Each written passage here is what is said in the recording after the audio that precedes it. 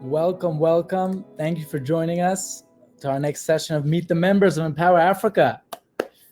My name is Shai Bernstein, and it's my pleasure to host here Inez. We'll get to her in a moment. I'm excited and honored to host this terrific podcast. Like I said, my name is Shai Bernstein. I'm VP of Business Development and Partnerships in Empower Africa. And we're going to do more and more of these now that our business community is growing.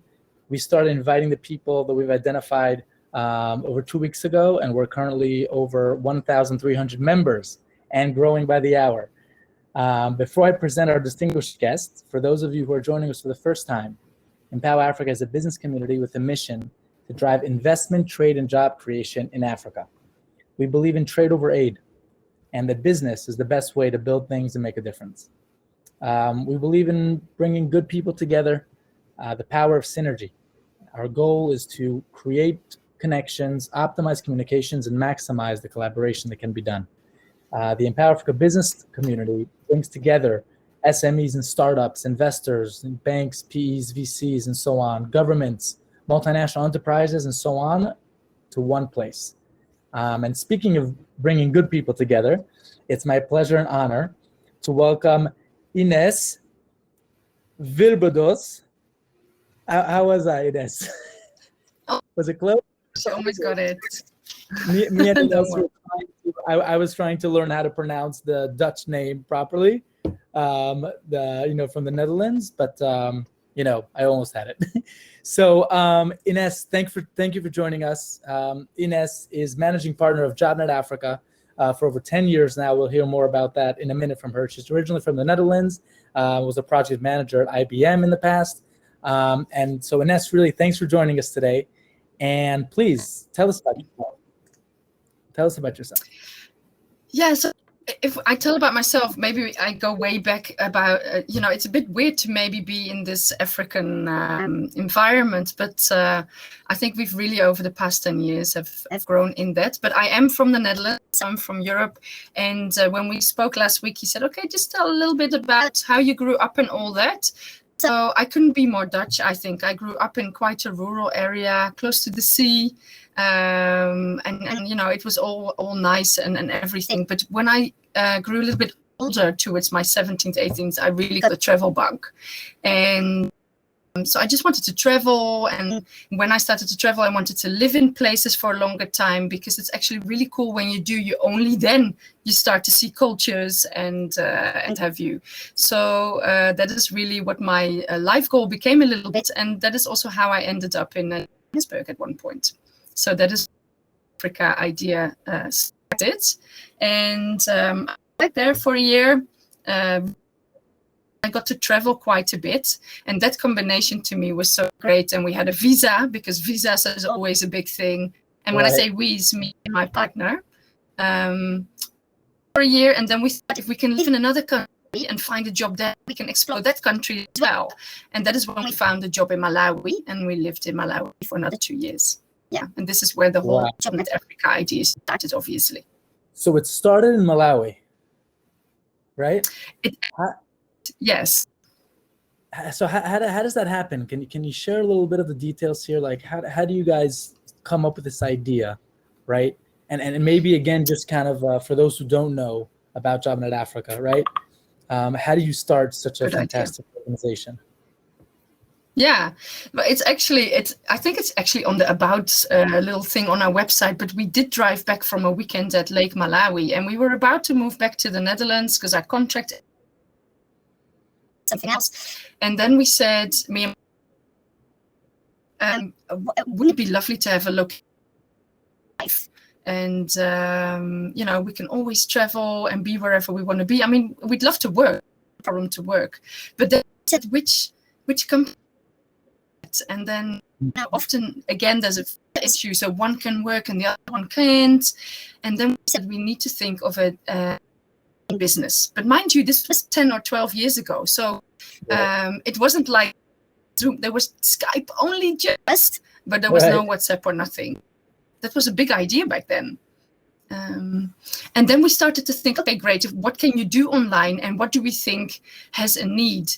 And whilst living and working in Malawi, asked quite a number of times by companies start to have a lot of economic stuff going on. So it's not really the big companies then. They were looking for particular skills or management level or experience. And that's from like, if we have all these clients in Africa, we needed to be online anyway. And since then, my life has been behind this, like this really, because we do. Right. I have moved back to South Africa at the moment. Wow. Okay. Where in South Africa? In Johannesburg, you said? Yes, at the moment, yeah. Although I'm in the Netherlands now. Yes, right. We do reside there. All right. Okay, wonderful. It's a great hub. Yeah, it definitely is, no doubt. So what could you share about, the specific activities that you guys are working on now? How, are there peak times with different projects, right? Is there a specific sector that you're more focused on or helping, enhance? Yeah, good question, because Africa is quite big, right? Right. And yeah, geographically, it's quite cut up in languages. And when I mean languages, is Anglophone, Francophone, and Lusophone mainly. That is what gives like a shift. And then sector-wise also, and what we see is the agro supply chain. But it's also a little bit that is close to our heart, I think. But that really goes from vegetable seeds, high tech, to poultry farms, to fisheries, to the logistics and the cooler houses and the warehouses around that. So I'd be recruiting farm manager, agronomists, but also general managers or finance managers for these type of companies. A lot of food processing. That's big. And I think it's big because there's a lot of investment from abroad or from overseas coming in. And mining obviously is very, very big. We're very active in the mines. It's the mining services. And then I think like the new industries like tech and health and tech and big tech. It's quite nice. Yeah, is there a lot of fintech that you're working on now? It's not that we still work mostly on supply chain, I think, but there is upcoming tech. If you follow, I don't know, and I'm sure there's people in this room today that follow a lot of the tech developments, or maybe even are entrepreneurs in the tech space. And there's so much investment being made available for it, and I think it's fantastic because in reality it's a flipped market where back in the days you would get people from overseas to Africa to do ABC, but it's changing because now European companies are looking for African developers and tech people, which is great. 100%. And by the way, I just want to mention again, for anybody in the audience, if you guys have any questions, there's a Q&A button on the right side next to the chat. Feel free to ask any questions, and we're happy to open up the conversation. Yeah, I mean, I think that really now we get to see more and more of the tech ecosystem, and that goes both for ag tech, but like you mentioned, health tech and fintech, that it's true. And whether it's from, on continent, Kenya, Nigeria, South Africa, and so on, Rwanda, of course, or it's other companies, from Europe or the US that really want to penetrate the African market, and then they're looking for the top-notch human capital that you can help them with. So that's wonderful. We're big believers, of course, in tech in general, right? Because our real mission is to drive investment, trade, and job creation in Africa. And there's no doubt that both with the companies and potential in the different countries, but then also from the global all the rest of the countries in the US and Asia and everywhere else, there's so much potential of companies who want to come into Africa and want to penetrate the African market. So you shared how it was established. By the way, it's really, it's really sweet. And I mean sweet in the deep way, right? How you started together with your partner in that sense. What are your plans for the future with JobnetAfrica? So yeah, it's good. I hope there's maybe entrepreneurs in the room or in this space. As an entrepreneur, I think you're left to right, and maybe Shai, you're recognize this. At one point you want to be the biggest, and then the next day you're like, no, we're going to stay boutique. And I think people follow the money or the market. Yes, we're a pro-profit company. We do recruit NGOs, but mainly for the private sector, and we really believe that we're trying to in the sense that when we tell people that they do so well that they can create jobs as well. So that's a little bit the aim, and that we want to have a nice life like all of us. So, but that's the passion where it comes from. So the plan is not necessarily to become the biggest and the greatest, but we want to maintain and want to serve the clients that we have as good. I think we will grow. So the plan is growth, but I would never want to have an office with 100 people in it. It would be personally, I think. The purpose. Yeah. Okay, wonderful. And what would you be looking for, when you want to connect? Who do you want to connect with within the Empower Africa business community and in general? Yeah. That because I was so enthusiastic when I saw it the other week, and to be honest, when we talk tech, this is also where we are on, enables us to network, because also with the COVID and all that, I used to travel much to Lagos, to Addis, to all the places I could go to. Can't do that anymore. So this is a perfect LinkedIn, and I'm not bashing LinkedIn here because half of my day, so it's a perfect network. But what it doesn't do, it zooms in on locations, but cross-border, it becomes a little bit more difficult. So if we get a role, for instance, for general manager in Côte d'Ivoire, and they're looking for a regional candidate, LinkedIn doesn't do that, really. I was hoping, and I think because this is such an African network, that kind of covers that bit. So that's great, actually. So that is what I from this network.